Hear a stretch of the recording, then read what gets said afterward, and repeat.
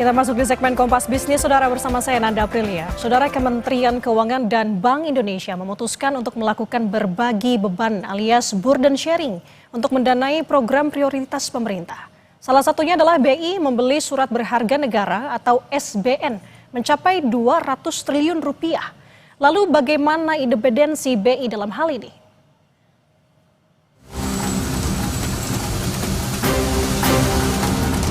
Kementerian Keuangan dan Bank Indonesia sepakat berbagi beban bunga untuk program pemerintah Prabowo Subianto, yakni program Perumahan Rakyat dan Koperasi Desa Merah Putih. Di pasar sekunder, Bank Indonesia bilang telah membeli surat berharga negara atau SBN mencapai 200 triliun rupiah hingga akhir Agustus 2025. BI mengklaim pembelian SBN ini untuk jaga stabilitas pasar keuangan sekaligus pendanaan program pemerintah.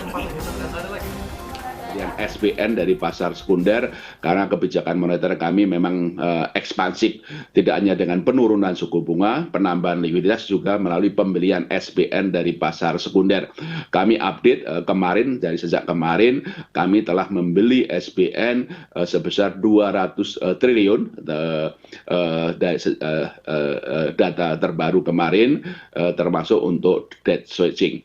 Nah, kami bersinergi dengan Menteri Keuangan, sebagian dana dari SBN ini untuk pendanaan program-program ekonomi kerakyatan dalam Asacita seperti Perumahan Rakyat, Koperasi Desa Merah Putih, dengan burden sharing atau pembagian beban bunga yang tentu saja bersama BI bersama Kementerian Keuangan, dan karenanya akan mengurangi beban pembiayaan dari program-program untuk ekonomi kerakyatan dalam Asacita ini. Sementara Menteri Keuangan Purbayayudi Sadewa bilang skema burden sharing atau berbagi beban bunga antara BI dan pemerintah tidak akan memicu lonjakan laju inflasi dalam negeri. Kita 6,5 atau lebih, kita masih jauh dari inflasi. Jadi kalau saya injek stimulus ke perekonomian, harusnya kalau ekonominya masih di bawah di 5%, masih jauh dari inflasi. Itu yang disebut demand pull inflation, dan itu masih jauh dari situ kita. Sejak krisis kan kita nggak pernah tumbuh 6,5%. Jadi ruang kita untuk tumbuh lebih cepat terbuka lebar tanpa memancing inflasi. Burden sharing atau skema pembagian beban pembiayaan antara pemerintah dan bank sentral dikhawatirkan menabrak regulasi yang berlaku dan berakibat pada stabilitas ekonomi jangka panjang. Terlebih dalam hal ini, independensi Bank Indonesia kembali dipertanyakan karena mendukung kebijakan ekonomi pemerintah. Vicky Kuen, Tim Liputan, Kompas TV. Kementerian Keuangan dan Bank Indonesia sepakat untuk berbagi beban bunga buat program Astacita pemerintah. Yang jadi pertanyaannya adalah bagaimana independensi Bank Indonesia karena mendukung pembiayaan program pemerintah. Lalu bagaimana juga dengan regulasinya? Selengkapnya akan kita tanyakan kepada ekonom sekaligus guru besar Fakultas Ekonomi dan Bisnis Universitas Indonesia yang sudah bergabung bersama kami melalui sambungan Zoom bersama dengan Profesor Telisa Aulia Valianti. Selamat pagi, Prof. Assalamualaikum. Selamat pagi, waalaikumsalam Mbak Nanda dan pemirsa Kompas TV. Oke, Prof, mengenai burden sharing ini kita tahu pernah diterapkan pada saat pandemi COVID-19 dan saat ini kembali diterapkan. Pandemi COVID kita tahu bagaimana sistem atau kondisi ekonomi pada saat itu. Nah, sebenarnya apa yang menjadi beda burden sharing diterapkan pada saat pandemi COVID dengan kondisi sekarang ini?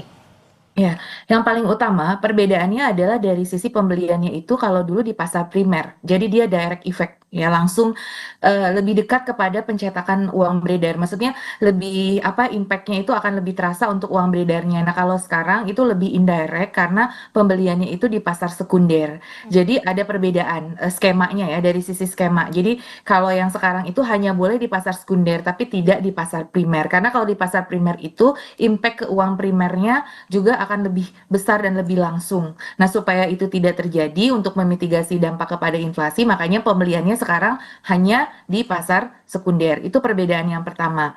Kemudian yang kedua, tadi Mbak sudah menyebutkan kondisinya memang berbeda. Jadi mungkin urgensi burden sharing pada saat itu kalau misalkan merah, kuning, hijau itu di kondisi merah, sehingga memang pilihannya itu sangat sedikit sehingga itu memang urgent untuk diambil. Nah, kalau sekarang tuh sebetulnya urgensinya lebih kuning, artinya tidak terlalu merah diambilnya, sehingga dari sisi jumlahnya pun tidak terlalu besar seperti itu. Itu perbedaannya. Jadi dari faktor-faktor yang mendrive dari adanya burden sharing itu sendiri. Karena sebetulnya kita masih punya choice selain burden sharing seperti itu. Tapi kalau waktu itu choice-nya sangat tidak banyak, sangat sedikit lah, bisa dikatakan sangat-sangat terbatas. Kalau sekarang sebetulnya alternatif kebijakannya itu bisa ada hal lain selain burden sharing. Nah, tetapi kan pemerintah ini mungkin melihat bahwa monetary itu masih punya space sehingga ya udah dilakukan burden sharing ini cuma secara lebih terkendali karena dari sisi jumlah kalau dulu kan kalau tidak salah hampir mencapai 1.000 triliun ya, 800 sampai 1.000 triliun. Nah, kalau sekarang kan 200 T. Jadi sudah dari sisi jumlahnya juga tidak terlalu besar. Itu perbedaannya. Dan yang ketiga dari sisi bunganya pun kalau dulu kan untuk COVID, untuk vaksin, rumah sakit, dan yang berkaitan dengan COVID secara langsung, itu bunganya betul-betul 0%. Nah, kalau sekarang bunganya tidak 0%, bunganya rata-rata bebannya dibagi dua. Jadi itu yang membedakan juga dari sisi beban bunganya tidak sebesar waktu pandemi COVID. Prof, Menteri Keuangan yang baru pernah mengklaim bahwa sebenarnya burden sharing ini adalah untuk membiayai program dari pemerintah khususnya Astacita. Pertanyaannya adalah kemudian kenapa beban fiskal ini menjadi beban moneter? Apakah tidak terlalu beresiko untuk Bank Indonesia? Iya, jadi gini, kebijakan moneter yang utama dua ya, selain ada kebijakan struktural yang penting juga, tapi kalau kita bicara makro, ini ada fiskal, ada moneter. Nah, kondisi fiskal kita itu space-nya terbatas. Nah, jadi kenapa? Karena kan kita tahu kita tidak ingin menaikkan utang lagi gitu kan, dan kemudian defisit juga melebar, sedangkan program-program banyak. Nah, makanya ini dilihat bahwa moneter itu masih punya space. Kenapa? Karena sekarang The Fed sudah mulai menurunkan suku bunga. Jadi itu space-nya juga tercipta karena kita beruntung The Fed saat ini juga lebih arahnya stance-nya adalah menurunkan suku bunga. Nah, kita punya ruang kalau The Fed menurunkan suku bunga. Kemudian yang kedua, inflasi kita sangat rendah belakangan ini, ya. Nah, inflasi yang rendah itu membantu memberikan monetary space. Jadi moneter itu memang saat ini lebih punya space di tengah kondisi demand masyarakat yang lemah seperti itu. Jadi tadi kan Pak Menteri menyampaikan kita itu masih di bawah potential output. Nah, selama kita masih di bawah potential output, moneter itu masih bisa ekspansif. Nah, kemarin kan moneter agak kontraktif karena The Fed-nya juga dalam kondisi kontraktif begitu. Nah, sekarang The Fed sudah ekspansif, nah kita juga bisa mulai melonggarkan. Jadi moneternya lebih longgar karena kalau fiskal itu space-nya terbatas banget karena kan kita nggak jadi naikin pajak kemarin, PPN nggak jadi naik dan seterusnya. Pajak kita juga relatif melambat karena harga komoditas melambat, pengeluaran banyak gitu loh. Jadi memang fiskalnya terbatas. Nah, memang ada pertanyaan, kenapa moneter yang harus berkorban untuk fiskal dalam hal ini? Karena memang fiskalnya lagi terbatas. Nah, sekarang pertanyaannya, apakah ada upaya yang dilakukan supaya fiskal ini juga bisa melonggarkan. Nah, sebetulnya kenapa kita nggak longgar? Karena kebijakan KL kita kan membengkak, jumlah KL membengkak, program banyak gitu loh. Nah, itu yang artinya gini, memang kalau masalah moneter itu harus independen, tetapi jangan lupa di Undang-Undang P2SK itu ada kan mandat BI itu sekarang juga mendukung pertumbuhan ekonomi yang berkelanjutan. Nah, disitulah makanya BI ikut mendukung gitu untuk pertumbuhan ekonomi. Jadi tidak hanya ke stabilitas. Karena kalau moneter misalkan quote unquote hanya mikirin stabilitas, dia jangan menginjek ke growth karena ada resiko dari kebijakan ini, tetap ada risknya yang bisa ke stability gitu. Walaupun risknya memang kecil sudah dihitung seperti itu. Jadi memang ini bicara masalah pengambilan kebijakan itu adalah art gitu. Bagaimana kita mengcombine antara moneter dengan fiskal gitu. Jadi memang yang memang paling ideal monetary itu sangat independen, jadi tidak ada fiscal dominance. Nah, kalau sekarang mungkin masyarakat menganggap kok ini fiskal ada semacam dominasi kepada moneter. Nah, tapi memang karena kondisi negara kita dan kita ingin mencapai target pertumbuhan ekonomi tadi yang 8%, sehingga itu ya yang masih punya ruang memang moneter. Seperti itu penjelasannya kira-kira. Oke, Prof. Berarti kalau berbicara mengenai independensi dari Bank Indonesia itu sendiri, ini tidak bermasalah, tidak melanggar ketentuan hukum yang ada? Nah, sebetulnya kalau kita bicara ketentuan di Undang-Undang P2SK itu karena kejadian kemarin COVID, akhirnya kita mulai berpikir kita harus berjaga-jaga, kita harus punya bumper. Jadi makanya burden sharing ini masuk di dalam Undang-Undang P2SK. Sebelumnya kan di Undang-Undang Darurat tuh nomor 1 tahun 2020. Nah, dari situ kita kemudian belajar ada saat-saat di mana kita butuh burden sharing ini dalam kondisi urgen seperti kondisi pandemi COVID. Nah, sekarang kondisi urgennya adalah demand masyarakat yang lemah, kemudian kita ingin mencapai target pertumbuhan ekonomi tadi. Akhirnya di Undang-Undang P2SK tuh ada pasal yang menyatakan bahwa dalam kondisi tertentu Bank Indonesia boleh membeli tapi hanya di pasar sekunder seperti itu. Jadi memang yang dilakukan sekarang itu tidak melanggar. Nah, tetapi memang ada catatan terkait independensi bank sentral tadi. Nanti kita akan bisa bahas sih. Jadi kan ada pertanyaan juga ya nanti ke depannya itu apakah ini akan mengganggu independensi bank sentral. Karena saya punya suatu angka evaluasi dari Central Bank Independent Index itu dari Romeli ya. Jadi di internasional tuh kita di ranking nih masalah Central Bank Independence. Nah, kita agak turun di tahun 2023 karena ada undang-undang tersebut. Jadi dengan adanya undang-undang diberikan ruang burden sharing, kita memang agak sedikit turun dari sisi Central Bank Independence ini. Sedikit sih, tapi setidaknya itu berarti jadi perhatian bahwa burden sharing ini memang sedikit mengurangi independensi bank sentral seperti itu. Karena memberikan ruang untuk intervensi fiskal tadi. Oke, karena Prof, independensi ini menjadi sangat penting juga untuk kita cermati tentunya ya. Kalau misalkan kita mengambil contoh salah satu negara, katakanlah Turki, independensi bank sentralnya di sana sempat terganggu, maka muncul gejolak ekonomi dan juga inflasi. Bagaimana Indonesia agar tidak kebablasan begitu Prof melihat dari kondisi di Turki? Tapi jawabannya kita tahan dulu, kita akan kembali usai jeda saudara. Tetap bersama kami di Kompas Bisnis.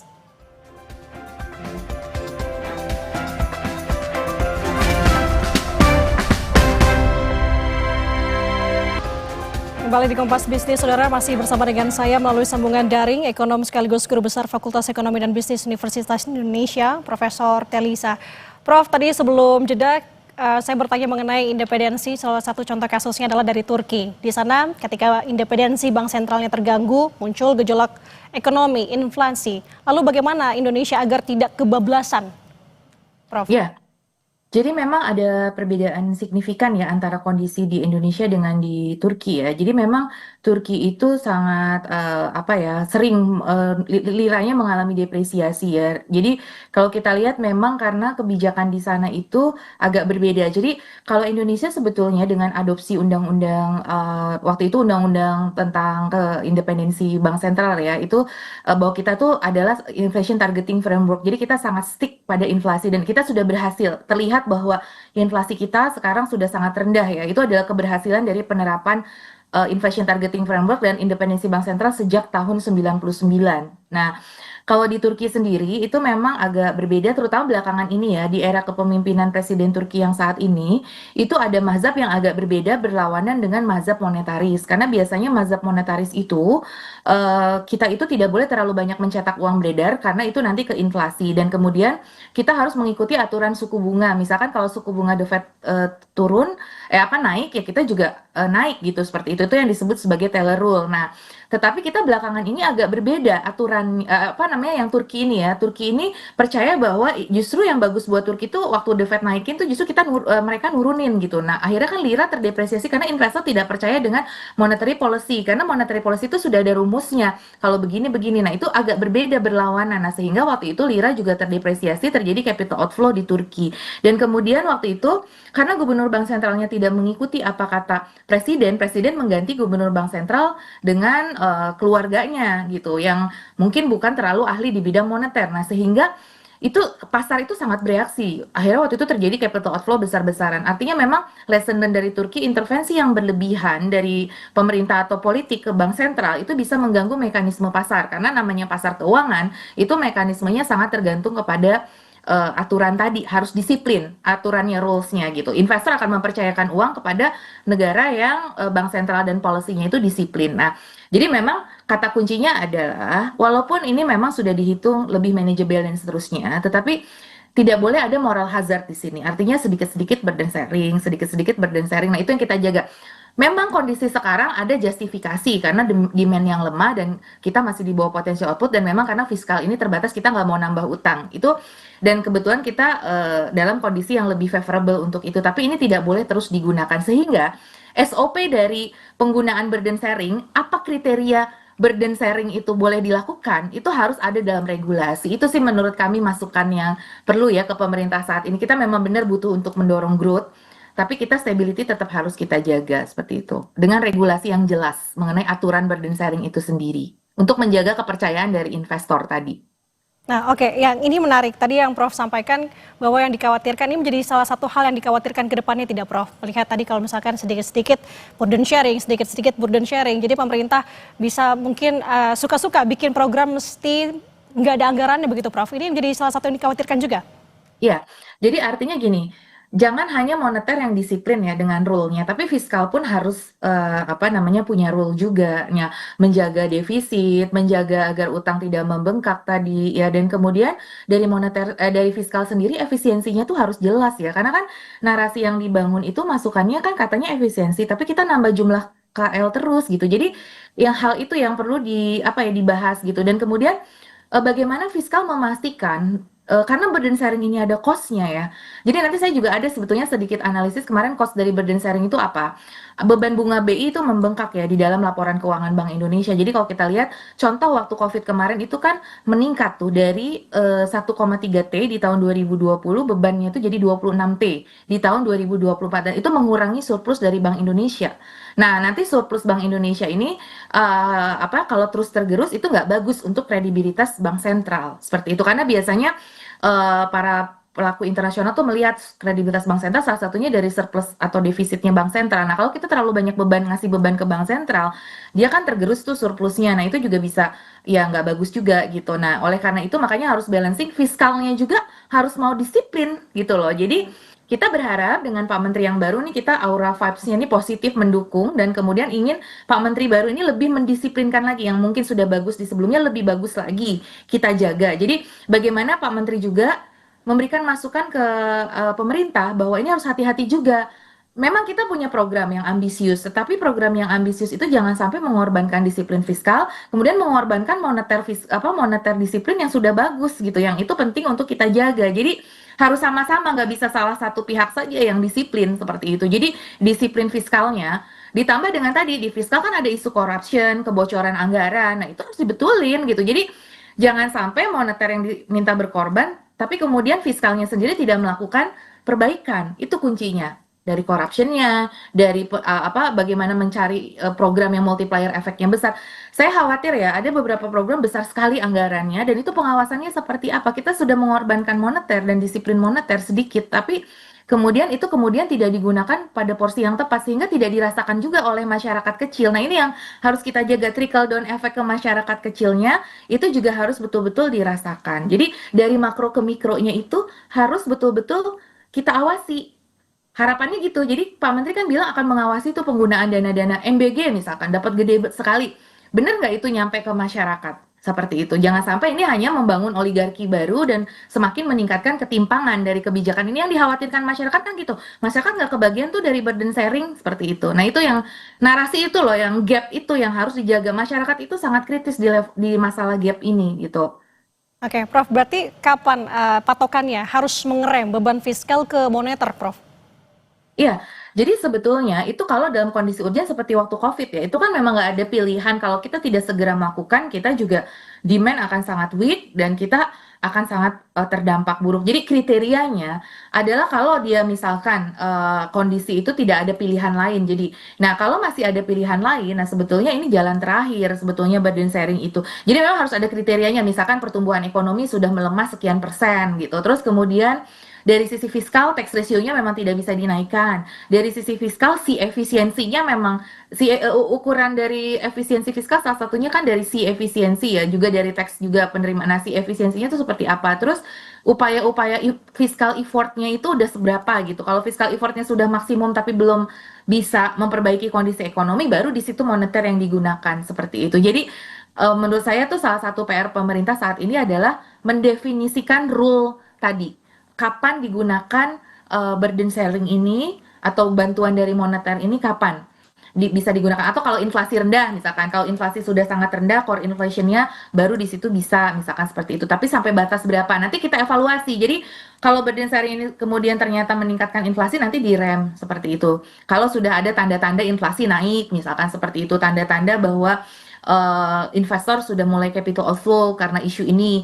Nah, itu juga harus mulai dievaluasi. Jadi, harapannya ada feedback evaluation dari kebijakan ini. Jadi, jangan terus-terus, juga harus ada evaluasi. Dan tadi peran DPR itu harus penting untuk mengawasi bagaimana burden sharing ini. Karena bagaimana ini disetujui oleh DPR? Menurut saya itu harus, karena DPR adalah perwakilan rakyat, gitu. Karena ini kan menggunakan uang rakyat dan nanti rakyat juga yang akan kena dampaknya, sehingga skema ini menurut saya harus disetujui oleh DPR. Jadi ada mekanisme check and balances-nya seperti itu.